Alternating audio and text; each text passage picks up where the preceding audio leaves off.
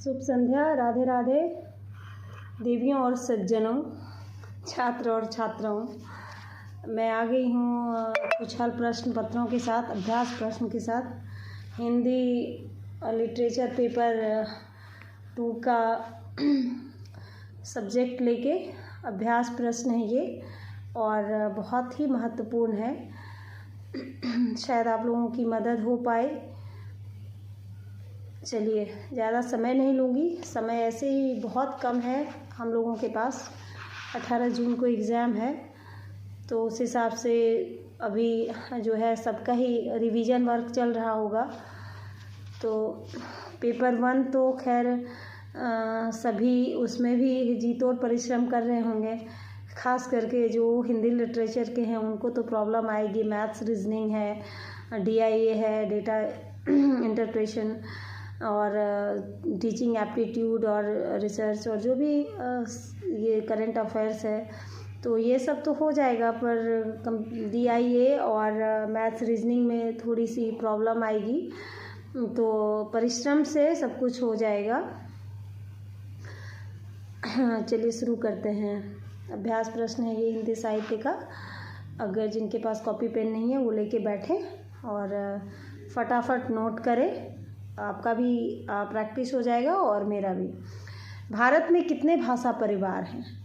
भारत में कितने भाषा परिवार हैं? ऑप्शन है 3, B में 4, C में 5 और D में 6।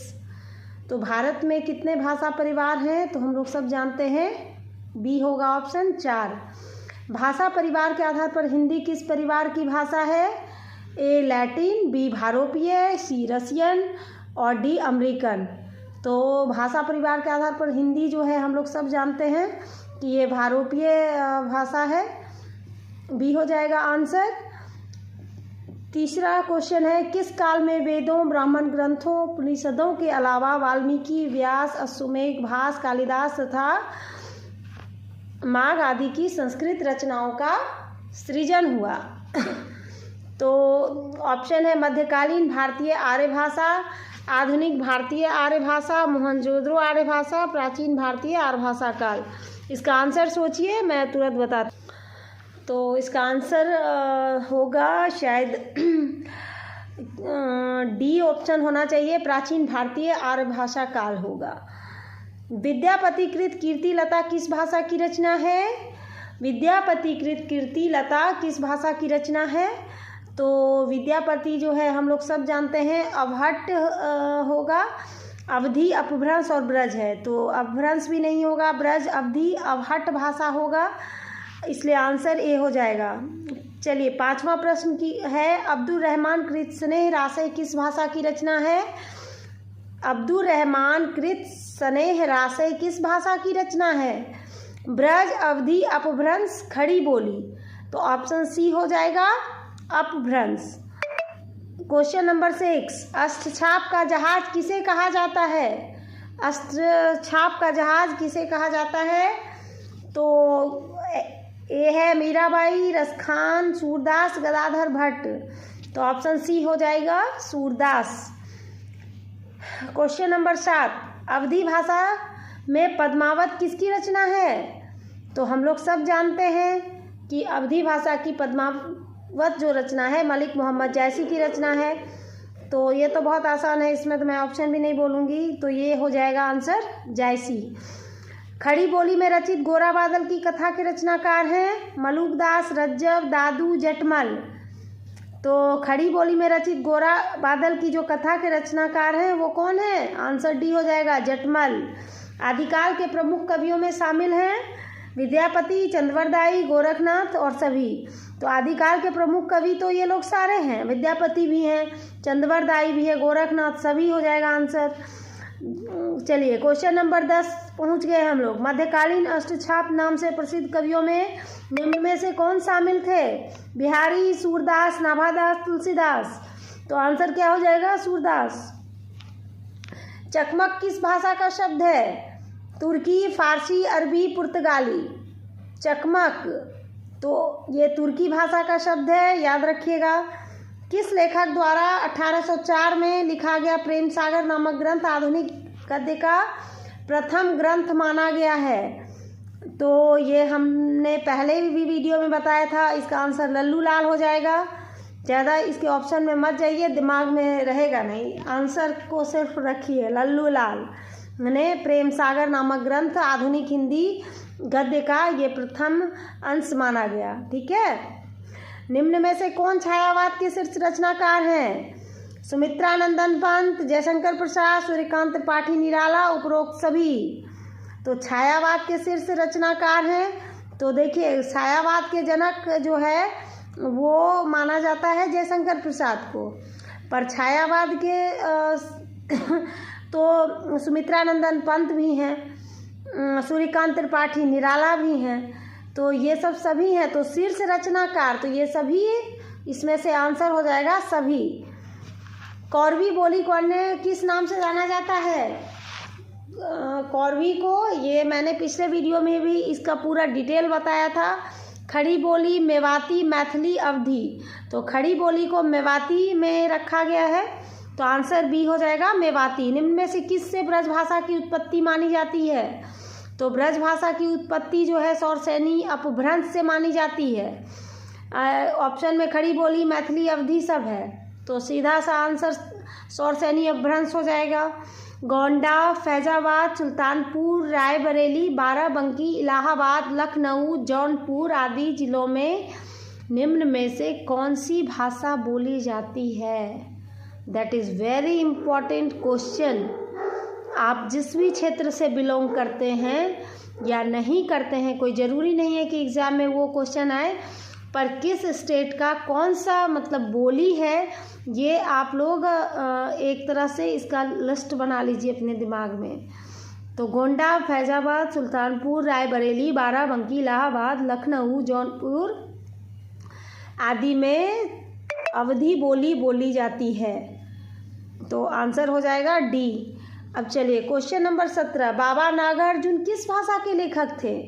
बाबा नागार्जुन किस भाषा के लेखक थे? तो मैथिली, तो आंसर हो जाएगा मैथिली। भोजपुरी का शेक्सपियर और अनगढ़ हीरा उपनामों से कौन से भोजपुरी के लेखक मशहूर रहे हैं? भोजपुरी का शेक्सपियर और अनगढ़ हीरा उपनामों से कौन से भोजपुरी के लेखक मशहूर रहे हैं? तो इसमें आंसर क्या होगा? भिखारी ठाकुर। अब मैं ये भिखारी ठाकुर के बारे में, तो ये भी, इनको भी सूर्य को दीपक दिखाने जैसा है भोजपुरी के बारे में। भिखारी ठाकुर को कौन नहीं जानता है। एक और जानकारी दे दूं आप लोगों को, जो हिंदी साहित्य में लिटरेचर मतलब हिंदी साहित्य लिटरेचर के जो स्टूडेंट हैं और जो इसमें करियर बनाना चाहते हैं, असिस्टेंट प्रोफेसर बनना चाहते हैं, तो उनके लिए अब्रॉड में सबसे अच्छा ऑप्शन है मॉरिशस। मॉरिशस में हिंदी लिटरेचर को इतना ज़्यादा रिस्पेक्ट दिया जाता है कि उसका वास्तविक सम्मान लगता है जैसे मॉरिशस में ही होता है। मॉरिशस जो है वहाँ भोजपुरी का सबसे बड़ा डिपार्टमेंट बना हुआ रहता है यूनिवर्सिटीज़ में, तो वहाँ बहुत हिंदी के जो भी प्रोफेसर हैं उन लोगों को बहुत सम्मान दिया जाता है और बहुत हैंडसम सैलरी भी होती है। तो एक करियर ऑप्शन मॉरिशस भी जिसको जाना है वो अपनी से तैयारी में लग जाएं और वहाँ जाके सम्मान पाएँ। ऐसे इंडिया में भी सम्मान मिलता है, पर मॉरिशस में बहुत ज़्यादा सम्मान मिलता है, इसमें कोई शक नहीं है। तो भोजपुरी का शेक्सपियर और अनगढ़ हीरा उपनामों से कौन सी भोजपुरी के लेखक मशहूर रहे हैं? तो आंसर क्या हो जाएगा? भिखारी ठाकुर। Got it. भारतीय संविधान के किस अनुच्छेद के तहत संघ की राजभाषा देवनागरी लिपि में लिखित हिंदी घोषित की गई है? तो 343 अनुच्छेद हो जाएगा। अनुच्छेद 351 का निर्माण राजभाषा हिंदी के लिए किस संदर्भ में किया गया है? तो संदर्भ हो जाएगा हिंदी के विकास के लिए। अनुच्छेद 351 का निर्माण राजभाषा हिंदी के लिए किस संदर्भ में किया गया है? तो ऑप्शन इसमें मत जाइए ज़्यादा, आंसर देखते हैं हिंदी के विकास के लिए। ठीक है, आगे बढ़ते हैं। मध्यकालीन अरबी तथा फारसी साहित्य में भारत की भाषा के लिए किस शब्द का प्रयोग मिलता है? रेखता, दुहा, जबाने हिंद, हिंदी। तो आंसर क्या हो जाएगा? दुहा। तो मध्यकालीन अरबी और फारसी साहित्य में भारत की भाषा के लिए शब्द का प्रयोग दुहा ही है। जैसे कि हम लोगों ने बताया था कि आदिकालीन साहित्य में गाथा का गुहा हो गया था, क्योंकि वहाँ पे गद्य प्रत्यय लगा था, गाथा से थ का ह हो गया था, तो इसमें दुहा होगा। खालिक बारी किसकी रचना है? देखिए ये 2022 में भी ये पूछा गया था, खालिक बारी किसकी रचना है, तो ये इम्पोर्टेंट है। तो खालिक बारी जो है रहीम की रचना है, आंसर रहीम हो जाएगा। खड़ी बोली हिंदी में सर्वप्रथम रचना करने वाले कवि का नाम? बी, अमीर खुसरो। क्वेश्चन नंबर 23 देखते हैं क्या है। खड़ी बोली हिंदी में सर्वप्रथम रचना करने वाले कवि का नाम है? जायसी, अमीर खुसरो, विद्यापति, भारतेंदु। तो अमीर खुसरो हो जाएगा। हिंदी के उद्भव का सही क्रम है पाली, प्राकृत, अपभ्रंश, अवहट। प्राकृत, पाली, अवहट, अपभ्रंश। अपभ्रंश, प्राकृत, अवहट, पाली, अवहट, प्राकृत, पाली, अपभ्रंश। तो हिंदी के उद्भव का सही क्रम क्या हो जाएगा? अवहट, प्राकृत, पाली, अपभ्रंश। तो हम लोग सभी जानते हैं कि पहले जो है वो जो है अपभ्रंश जो है, ये इसमें से आंसर हो जाएगा अवहट, प्राकृत, पाली और अपभ्रंश। तो डी हो जाएगा आंसर। अपभ्रंश को पुरानी हिंदी किसने कहा है? गियर्सन ने पुरानी हिंदी कहा है अपभ्रंश को, गियर्सन ने। क्वेश्चन नंबर 26, साहित्यिक अपभ्रंश को पुरानी हिंदी किसने कहा था? आचार्य रामचंद्र शुक्ल, हजारी प्रसाद द्विवेदी, शिव सिंह सेंगर, राहुल सांकृत्यायन। तो साहित्यिक अपभ्रंश को पुरानी हिंदी किसने कहा था? तो आचार्य रामचंद्र शुक्ल ने, आंसर शुक्ल हो जाएगा। अपभ्रंश की उत्तरकालीन अवस्था का नाम है पाली, प्राकृत, संस्कृत, अवहट। तो अपभ्रंश की उत्तरकालीन जो अवस्था है वो अवहट मानी जाती है, अवहट हो जाएगी। सौरसैनी अपभ्रंश से किस उपभाषा का विकास हुआ है? तो राजस्थानी। ठीक है। अपभ्रंश और पुरानी हिंदी के मध्य का समय कहा जाता है उत्कर्ष काल, अवसान काल, संक्रांति काल, प्राकृत काल। तो आंसर हो जाएगा संक्रांति काल। चलिए आगे बढ़ते हैं। 30, चंद्रधर शर्मा गुलेरी ने किसको पुरानी हिंदी का प्रथम कवि माना है? तो ये हो जाएगा राजा मुंज को। चंद्रधर शर्मा गुलेरी की सबसे इम्पोर्टेंट जो कहानी उसने कहा था, ये इसमें सरहद पार, स्वयंभू, पुष्पदंत और राजा मुंज है। तो राजा मुंज को प्रथम कवि माना है। अपभ्रंश को प्राकृताभास हिंदी किसने कहा है? चंद्रधर शर्मा गुलेरी, राहुल सांकृत्यायन, रामचंद्र शुक्ल, हजारी प्रसाद द्विवेदी। तो रामचंद्र शुक्ल हो जाएगा। पंजाबी का विकास अपभ्रंश के किस रूप से हुआ है? महाराष्ट्री, मागधी, बाचड़, पैसाची। तो पंजाबी का विकास अपभ्रंश के पैसाची रूप में हुआ था।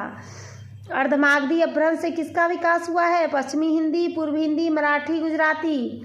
तो पूर्व हिंदी। सौरसैनी अपभ्रंश से उत्पन्न भाषाएं हैं ब्रजभाषा, अवधी, कुमाऊनी और गढ़वाली। पश्चिमी हिंदी, राजस्थानी, पहाड़ी और गुजराती, बिहारी, बांग्ला, उड़ीसा और असमिया, लहंदा, पंजाबी, गुजराती और मराठी। तो आंसर हो जाएगा पश्चिमी हिंदी, राजस्थानी, पहाड़ी और गुजराती। देखिए आप लोग घड़ी देख लीजिए और 50 क्वेश्चन हैं और टाइम तो उतना ही है, प्रैक्टिस करना पड़ेगा क्योंकि अब तो OMR शीट पे लिखना है। तो समय देख के फास्ट करने की कोशिश कीजिए, धीरे धीरे करके अपना स्पीड बढ़ाइए, तभी लक्ष्य तक पहुंच सकेंगे। आज मैंने 33 ये मैंने इम्पोर्टेंट लाया क्वेश्चन, कोशिश करूँगी आज अभी के लिए इतना ही। नेक्स्ट वीडियो में मैं कोशिश करूँगी 100 तक क्वेश्चन कवर करने का। तो ठीक है, अब इजाज़त दीजिए, अगले वीडियो में मिलते हैं। जय श्री कृष्णा, राधे राधे।